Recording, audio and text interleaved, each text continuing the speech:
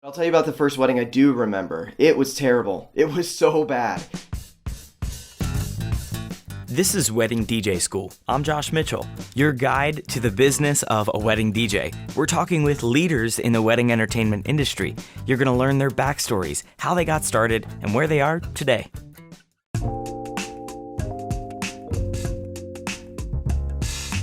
Chris Davis is today's guest. His company is Wildfire Entertainment, and when it comes to weddings in rural Idaho, he's your guy. He's formally trained as an MC and knows what he's talking about when it comes to delivering excellence. What I love about Chris is how succinct and clear his thinking is. Today you'll learn about the free tools you may be forgetting about that can help you run your business. You'll learn how Chris overcame a huge wedding flop when he arrived at the gig during dinner. And you'll hear how Chris strategically follows up with clients and keeps them moving forward with communication. You'll want to take notes or re-listen to this one. It is my honor to introduce you to Chris Davis from Wildfire Entertainment. My name is Chris Davis, and I'm with Wildfire Entertainment, and we're based in southeastern Idaho. I don't know why I have to specify southeastern Idaho. It's just Idaho. So, yeah. Awesome. And how long have you been doing that, and how'd you get into it? So I've been doing it almost 20 years now. I got into it when I was 16, actually through a church group.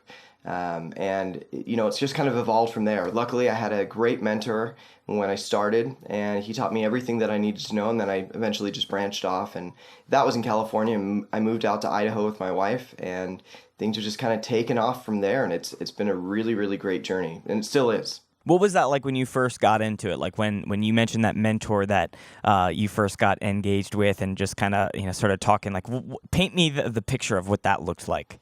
Yeah, so I thought I was hot stuff, right? I started out really, I think I was looking for, a way to be cool, a way to be accepted. And when I was probably 10 or 12, I went to this party that a friend of mine had. And she had hired a DJ, and he was so much fun. Like, he was bringing the party, and that always stuck with me. And so then when I got old enough to do something about it, then I started DJing on my own, and then this guy moved into my area and said, hey, come with me, I'll teach you everything that you need to know. And that was invaluable to me. Had I not had that, I would still probably be trying to figure stuff out. He really, really showed me in a really low-risk way for both of us, because I didn't have to put somebody else's events at risk because of my inexperience. And, for him, it was free work, free labor for him. So me being able to learn from him and him getting the free labor, great for both of us. And I learned, a lot of what I needed to know to really get started. That's great, Chris. And I think one of the takeaways that we can even learn right away from the beginning of your journey is that there are people that are out there that if you have the energy, you have some signs of wanting to learn more, they will help you in your journey, much like the mentor that first helped you. Did you have to beg to work with him? Like how did that situation even start? And what advice would you give to somebody who's maybe looking for a mentor like that? So for me, it wasn't a difficult thing. He was really, really open and willing. Of course, he had some rules, especially for a 16-year-old. He had some rules and things that I had to follow to make sure that I was providing a professional image for him when I went out with him. But beyond that, he was really, really free and open. And I found most people, if you reach out to them, they're really, really open to helping you out because they want to raise the bar for everybody. So for me, the process was really simple. And I actually reached out to a few other DJs in California at the time, and they were happy to let me go with them. So I would recommend that to anybody. If one person isn't willing to do it, don't give up. Try somebody else, and you'll find somebody that's more than happy to take your free labor and teach you. Absolutely. Don't give up, because there are people out there that want to work with you and help to develop you no matter where you are. I mean, you might be 16 or you might be, in your 20s or who knows, you might be in your 30s saying, I want to learn how to do this. There are probably people out there that will want to invest their time into you as a beginner because they want to pass on the knowledge that they know. They want to share in that joy, because it really is a joy when you're able to work with somebody else who has that fire in the belly. Tell me about your first wedding. Like, let's go back to when you first experienced a wedding and what that was like for you. Just walk me through that. Okay, so my first, I actually don't remember my first wedding. But I'll tell you about the first wedding I do remember. It was terrible. It was so bad. So because of a lack of planning, a lack of experience, I showed up an hour into dinner and I was setting up in front of guests. It was such a terrible experience. And I'll never do that again because of that. And I gave them a discount, because I was late. And the worst thing about it was I was actively taking away from the couple's event instead of adding to it.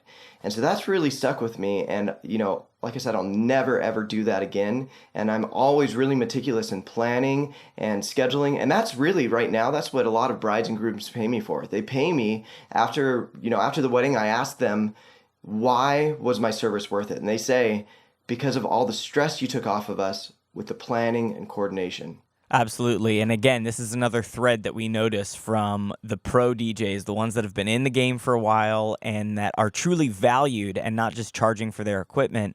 The work before the wedding is just as important as pulling off the day itself. So you found that to be true in your practice. Yep, absolutely. Yeah. When you make a mistake like that, it tends to become a theme and making sure that you don't do that again. And that's what brides really, really care about. They want a good day. And a good day is more than just music and announcements. A good day is a whole experience and memories. And being able to plan and coordinate, taking some of the stress away from them, that does it. So when you were first planning that wedding, I'm sure your planning tools and your skill set has changed over the years, as all of ours does. But do you remember what tools you were using to plan some of those early weddings? So I had a little bit of training from my mentor, and so I had put together some pretty rudimentary forms to fill out. I met with the couple, actually physically met with them. That's something I've always done, and I still continue to do if I can. And so I definitely had some planning, but I just didn't map out the day in my head, and I didn't sit down and think, okay, I got to start at this time, and then I got to be ready by this time, and then so now I do that the whole day. I make sure that I know exactly what times I'm starting, what time I'm setting up, and the couple comes to expect that as well because they know that I'm organized. And I'm not an organized person, but I fool them because I've done this so many times that I take the stress off of them because I have the experience to do that. Sure. Yeah, and it's really about learning a framework, right? You can learn the framework of what the timeline is going to look like, what the day is going to look like. It's not like you have to come into this being an expert on how every single kind of wedding works. You can start to build your framework, start to build a kind of basic timeline, and use that in those early days with the couple. So what I do is I've got a form that has evolved. I think it's to 8 pages now. And every single time I do a consultation with the bride and groom, I go back to that and I say, what did I stumble on? What could I improve? How could I get better answers out of my couple so I can give them a better experience? And so I've got a form that's really exhaustive now. And at the end of my consultations, the brides and grooms, they're like, wow, you pretty much covered everything. And it's because I've gone back over and over and reviewed that and changed it so that, like you said, the process for me is a lot easier now, and it doesn't stress me out as much because I know exactly what I'm doing in each step. That's fantastic. And even as we're talking about this, we can take some lessons about the selling process because everybody has to eventually learn what it's like to sell somebody and what it is like to kind of represent your services and be able to get the gig. And I know that in my early days, it would not have happened without meeting with the couples in person. Tell me a little bit more about that, about the importance of the face-to-face interaction. Yeah, so you got to meet with your couples. Well, it depends on the kind of DJ you want to be. If you just want to be a DJ that shows up on the day, plays the song when they want you to play it, you're limiting your paycheck from them. You're limiting your responsibility, but you could do it. If you want to be a pro DJ that really, that your paycheck really isn't limited, you have to meet with them. You've got to see what kind of couple they are. You've got to see how they interact, what kind of music they like together, who's more dominant. All these little things play into how you're going to interact with them going forward in a business sense and how you're going to interact with them and their guests on the microphone. It really changes everything. And if you walk in, the worst thing that you can do on the day of is walk in and say, okay, who's the groom? Nobody wants that on their wedding day. So knowing them beforehand and having a relationship, it's going to get you better reviews because your clients know you. It's going to make your job way easier. And the whole day is just going to go smoother. Now, I can think of the person who's maybe just starting off right now and they're thinking to themselves, oh no, I mean, I don't have an office. I don't really know where I would meet them. What advice would you give somebody like that that's maybe feeling a little bit nervous about the exchange face to face? Yeah, so for me, the best place to meet them is at the venue, wherever they're going to be holding the event. Because you've got to go there, you've got to see if you've got places to plug in for your equipment. You've got to see if, it's going to be awkward transitioning from the ceremony to the reception. You've got to feel the space and really understand it. And, your expertise after you do a few weddings, you're going to be able to help the couple say, hey, it's going to be better if you move over here for your head table. So seeing the space, it gives you the chance to not show up on the day and be thrown a curveball because there's nowhere to plug in. And it's just being able to see the client face to face. And you can also interact with the venue managers because they love to see. You'd be surprised when you meet face to face with a couple and they say, we've never seen a DJ meet with our couples at the venue. And they love to see it because they want their couples taken care of as well. Wow. Yeah. And again, another tip that I've learned from really high performing DJs is that they take the time to not just meet with a couple face to face, but they also go out of their way for that relationship with the vendors and the venue manager and that kind of thing, because that's what sets you apart from the guy down the street that just kind of goes through his normal routine. And the venue might not love working with that particular DJ, but maybe their price point is at a particular area. But when you have those relationships with venues and other vendors, you start getting recommended because of that tight relationship, because they realize that you're not just after your own personal success, but that you want every other vendor to be successful as well. What other advice or tips would you give to somebody just as it relates to working with vendors and working with venues and that kind of thing? So it changes your outlook as well, and it changes how you act as a business manager. So when you go and you interact with the venues, you're going to want to be professional, and it changes your thought process, and it changes how you interact with couples. So it's really good to keep in touch with those venue managers. It's really important to see if there's anything that they need, anything that you can help them with. And if you just keep in contact with them every once in a while, I mean, feel free to even drop by. Make sure you're dressed professionally, but drop by and say, hey, I was just in the area, wanted to stop by and say hello. It feels awkward at first, but they love it. They love to see you, and they love to see that you care about them. I do want to talk about business for a second. So I want to talk about kind of moving away from a hobby and toward a business that has systems and runs like a well-oiled machine.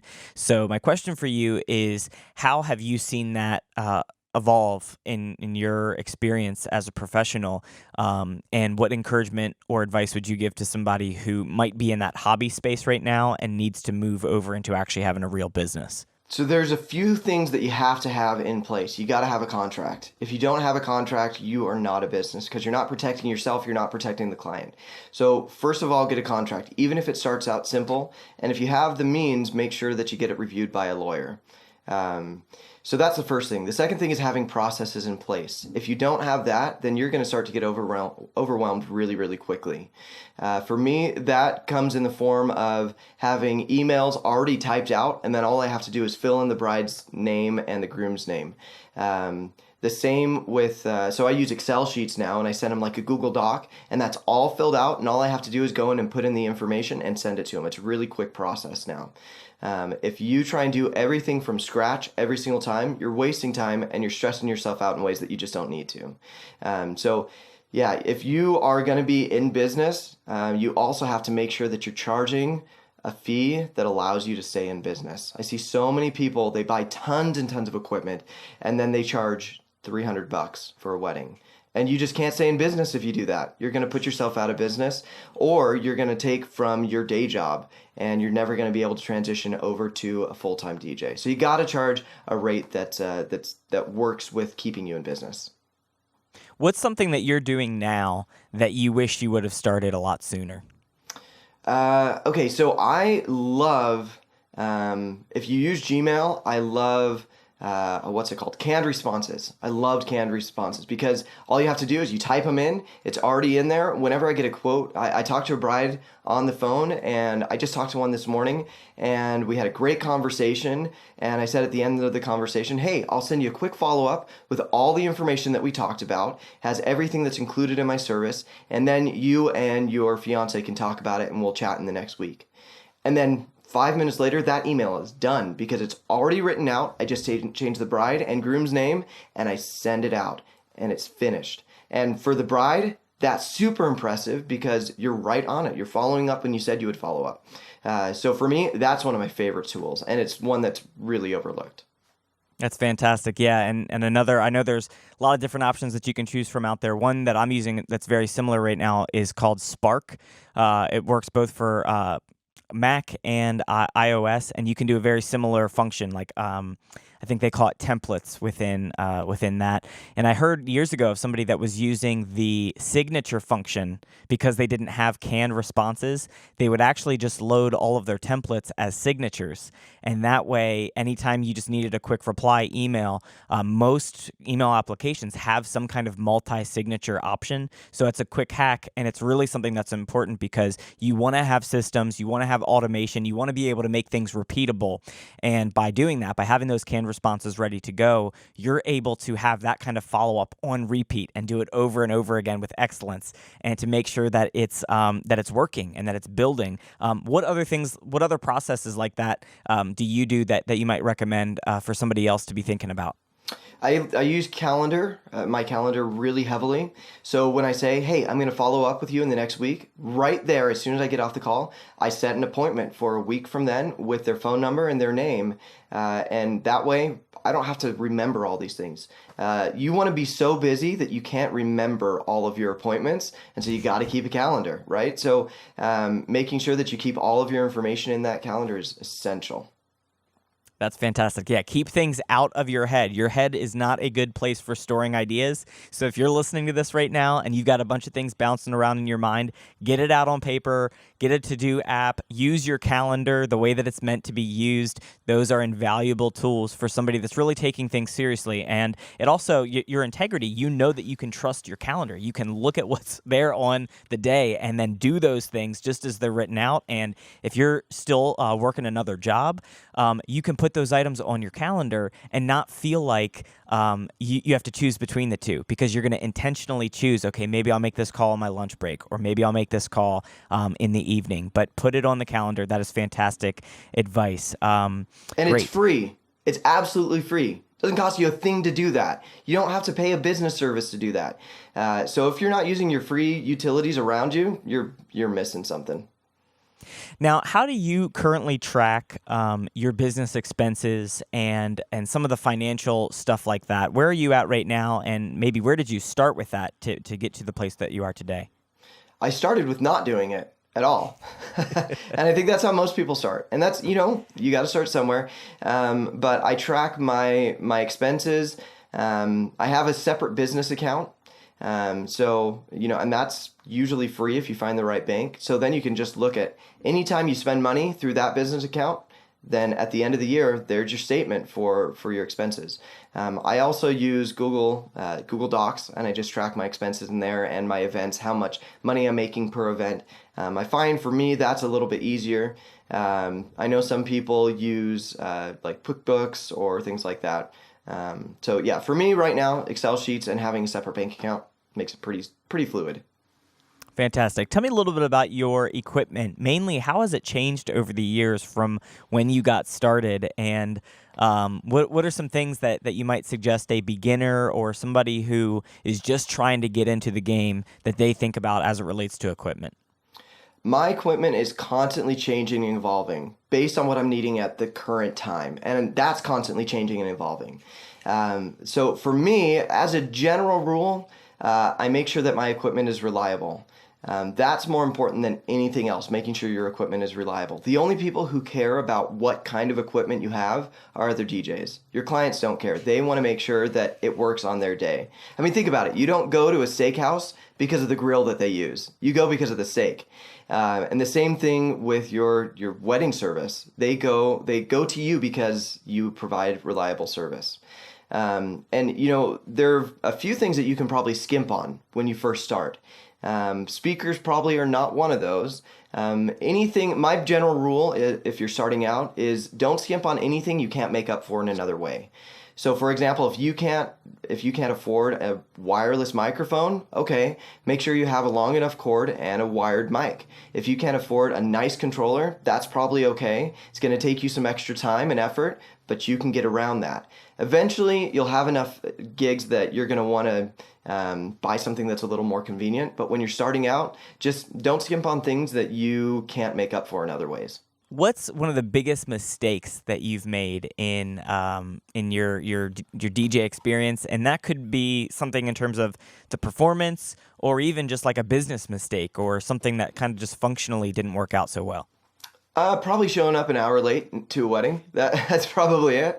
Anymore, I don't usually make big mistakes. I make a lot of small mistakes at every wedding. That's just going to happen. But I don't make big mistakes anymore because I've got backup systems. And after every wedding, I try and find 5 things that I could have done better. So every wedding I'm improving, and I don't make big mistakes anymore. Now, the next wedding, I'm probably going to make a big mistake because I just said that. But it really, if you're prepared, it just doesn't happen very often. Yeah, and I resonate with that. Little tiny mistakes are inevitable, and you have to kind of train yourself to be able to recover and to be able to stay resilient and be able to bounce back. And if something goes wrong, if there's feedback with the microphone, if you're not able to find something and it doesn't go exactly as you planned, you've got to be able to bounce right back, get back into the driver's seat, and don't lose control. What is one of your biggest pet peeves as it relates to DJing? Biggest pet peeves, too, when DJs don't look at their cables and clean those up. Just clean them up. Doesn't cost any money. Just clean them up and it gives a good appearance. The second, hopefully I can explain this succinctly. When DJs don't take responsibility for things that they can. I heard somebody else say that just because it's not your fault doesn't mean it's not your responsibility to fix. And your clients will pay you. They'll gladly pay you for fixing things that are outside of your responsibility, and it doesn't hurt you one bit. It's only going to help your reviews. Great. What are some recommended music sources that you like? So I like BPM Supreme. I think that's great. I also use iTunes. I know that some people say that it's outside of their terms of service, but I don't know how else to get old music. You got to do it some way. And as a little side tip, if you look on eBay every once in a while, they have 15-20% off gift cards for iTunes. You buy those and you're saving 15 to 20% on your music. So just buy those in bulk and then you're ahead of the game. That's great. Yeah, I've been using BPM Supreme for the past 2 years, and it really is a great tool to get different. You can find the instrumental edits sometimes. They've got the clean edits. The intros, the outros, it's beautiful. Yep, it's a really fantastic tool, and I think last year, I don't know if they'll continue to offer this, so everybody will just have to kind of keep an eye out for it, but I think there was some kind of Black Friday sale, and I was able to prepay for the whole year and get some pretty good savings. So you want to look out for these kinds of things and try to save money on music when you can, because it's inevitable that you're going to need to buy music and get it from legal, reputable sources. And yeah, there's always some confusion on the terms of use and everything. But if you're purchasing your music, you're usually headed in the right direction. So you want to look at places like BPM Supreme. I also know some people recommend Promo Only. Are there any services that you would stay away from, or any services that you haven't had good luck with? Yeah, if the site's in Russian, I avoid it, basically. Okay. I mean, if it's too cheap, if your songs are 1 cent, it's probably not a good idea. I remember when I was in high school, a magician gave me some really great advice. He came to our school as like an entrepreneur speaker, and he said, don't ever do, how did he phrase it? He said, don't be dishonest in business and don't do business with people who are. Because, that will keep you safe and you won't have to worry about your ethics. You won't have to worry about if you're doing things right because you're just honest, and it'll save you a lot of headache. Yeah, and I mean, even just in terms of when you're using music that you've purchased and you've just gone about it the honest route, there's almost a feeling of confidence that you have because as you load it into your program, you know that it's high bit rate, you know that it's going to sound good, you organized it, you got it into the correct bins and folders and everything. So it comes with an extra degree, I think, of professionalism and confidence just for yourself. And people like on the outside, they don't know where it came from, but there's still that sense of control that you have from being in the driver's seat. So that's really good. Any recommendation on software? So I'm an odd duck. I use Tractor, and I know most people don't use Tractor, but I love Tractor. It gives me some usability that other software doesn't. Being able to map your controller exactly how you want is something that you can't quite do as easy in other programs. And also, I use a PowerPoint presenter. And I map that to Tractor so I can DJ solo if I need to. I can be out on the floor and start a song remotely, and it's a beautiful thing. That's really cool. Yeah, I haven't heard of anybody doing that. That's really unique and something that people should look into. So are you using Native Instrument controllers or any other software from Native Instruments? No, I do a little bit of production, and I use some of their software for that. But yeah, I've got a controller. Again, I use what works for me, and I've got an old Behringer controller their old controllers were modular, and so I could build exactly what I wanted. And so what I've got right now is exactly what works for me.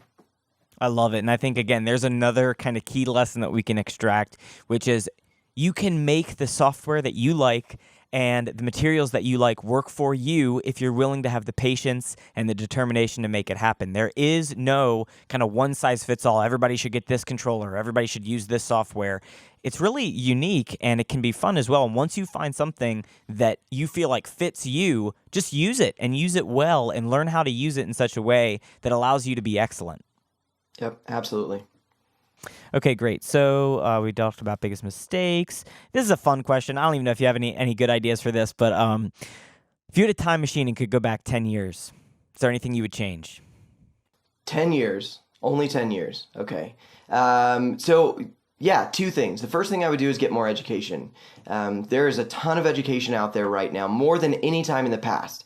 And if you're not taking advantage of it, you're really shooting yourself in the foot. Because you're having to learn everything. You're having to make all the mistakes instead of learning from other people's mistakes. So that's the first thing. The second thing I would do, and this isn't exactly DJ related, but I think it's extremely important, starting your retirement. If you haven't started your retirement early, you later down the road, when you turn 45 and you realize you haven't saved it all for retirement, you might have to quit DJing, get a second job so that you can you can save for that retirement. So in a roundabout way, it is about DJing. But yeah, save for your retirement. It's not a difficult thing, especially if you start early. Okay, so that's really great. If you could go back 20 years or 25 years and go back that far, what's something else that you might do differently? Well, same things for sure. But some of it comes from hindsight. 25 years ago, I was pretty young, and I thought I was all that in a bag of chips. And I just had to learn that I wasn't. When I first started, I started because I wanted attention. And now I DJ because I want to give somebody else the attention and I want to make somebody else's day. And had I learned that sooner, I would have changed the way that I did things earlier. Yeah, the kind of aspect of humility or really just putting the attention on somebody else is something that all the high performers talk about. It's not about you. It's not about your own preferences and the way that you would go about doing things. You've got to know how to do things. You've got to have a certain amount of confidence and be able to pull it off and do it well. But it's balancing that kind of attitude with one that is there to serve and one that's there to lift others up and to be able to make them and their whole day excellent. Well, okay, let me go back for a second and comment on what you were talking about in terms of retirement and everything. What is a realistic amount, like if somebody were going to be saving per paycheck or per gig, how much either percentage or what's a dollar amount that would be realistic for retirement? So I'm going to defer to the expert on this. Dave Ramsey has some great stuff on this, and most of it's free. He's got a great podcast that you can listen to that's free. But basically what you can put in. There's some really great resources online for almost free retirement savings. So I'm going to refer to the expert on that one. That's fantastic. Yeah. And that's another piece of advice that I've heard from others that are farther along in their journey than myself. And they always recommend it's never too early to start on retirement. And you might be really young right now and think to yourself, I don't need to think about that. That's far away. I'm going to be rich by the time I'm older. And it's like, nope, that's not the right attitude to have. You really should just listen to Dave Ramsey, listen to some of these other great experts. We live in this incredible era where you have access to that kind of information, and you can learn from really great trusted financial advisors pretty much for free just by looking in the right places. And Dave Ramsey is the guy to look for. So absolutely highly recommend him as well from my end. What's something today that you're still dealing with, a problem that maybe earlier on in your journey you thought, oh, once I get better, this will go away, or man, I won't have to deal with this one day, but you're still dealing with it after all these years? What's something that you still deal with? The thing that I get stressed out about the most at weddings, and by the way, I purposefully stress myself out. I give myself a little bit of nervous anxiety before every wedding, because I think when you get too confident, you start making mistakes. But for me, the hardest thing still is reading a crowd, because new music's constantly coming out. Every crowd is different, and sometimes it's easy to get stuck in a rut. So for me, just hitting the mark right on the head as far as music goes, that's difficult, I think. And if you think it's easy, then maybe your crowds are easier than mine. But that is still the most difficult and one of the most important things that you can do as a DJ. Yeah, and the music is always changing. The culture is always changing. So if you're just getting into the game, you still have a unique viewpoint. You have fresh ears. You have the ability to kind of see the crowd kind of almost from the position of the crowd, because not everybody in the crowd is always a DJ, and not everybody in the crowd is always listening to all the current music that's out there. So you're kind of sometimes at an advantage if you're approaching it the correct way and you're getting the right kind of experience going into it, that even if you're just starting off, reading the crowd is important. That's still something that you deal with even after years of DJing, is you have to read the crowd. You have to be attentive. You need to be figuring out, is the music that I have, are they responding to it? Is it creating the kind of tone and the kind of energy that's appropriate for this wedding? So Chris, tell me about a goal that you're working on right now, or something that you're looking to the future and hoping to create in your business. Right now, my biggest thing is providing more value to my clients. And I'm not talking about equipment. Anybody can buy equipment. It just costs money to buy equipment. So right now I'm working on MC skills, and I'm spending a lot of time and effort and money in training for MCing, so that I can really control a room, and I can control all the emotions in the room. I can control the focus in the room. And when you provide more value to your clients, on the flip side, you're providing a bigger paycheck for yourself. And you should view it that way, as providing more value. You can't just charge more and not provide more value. And for me, I've got the music thing down pretty well. I've got the equipment down really well. And I'm a decent MC, but I can always be better and provide a little bit more value to my clients. And that's what I'm focusing on right now.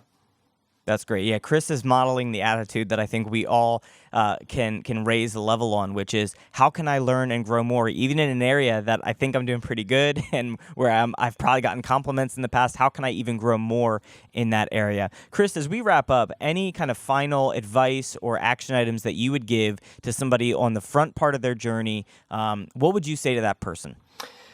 I got some really good advice when I was younger, and it was a DJ that was just a few years older than me. He said, you're going to have a gig that just totally bombs. Your speakers blow, the power doesn't work reliably, your microphone breaks, everything that could go wrong does go wrong.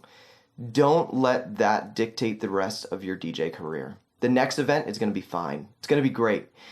So take what you can and learn from that event, but then pick yourself up, go on to the next event, and it's going to be great. Because that's going to happen to everybody. It just is. But that doesn't mean that you're a bad DJ. It just means circumstances happen, and you can learn from those and move on and be a great DJ. Well, Chris, thank you so much for carving some time out today to talk a little bit about your business, and so many great takeaways here today. Really appreciate you spending some time with us. Thanks for the opportunity, Josh. Appreciate it. You can find Chris on Instagram, Wildfire DJs. His website is wildfiredj.com. I want to thank you so much for being a listener of Wedding DJ School. You can find us over at weddingdjschool.com. Also, you can text Wedding DJ to 44222. We will ask for your email address, and in return, we will send you all of the podcast action guides for season 1 of Wedding DJ School. So you can do that for free just by texting Wedding DJ to 44222. Lots of actionable advice that you can put to use right away, all for free. Well, we're going to continue talking with leaders in the wedding entertainment industry. We will be back next week with a new episode.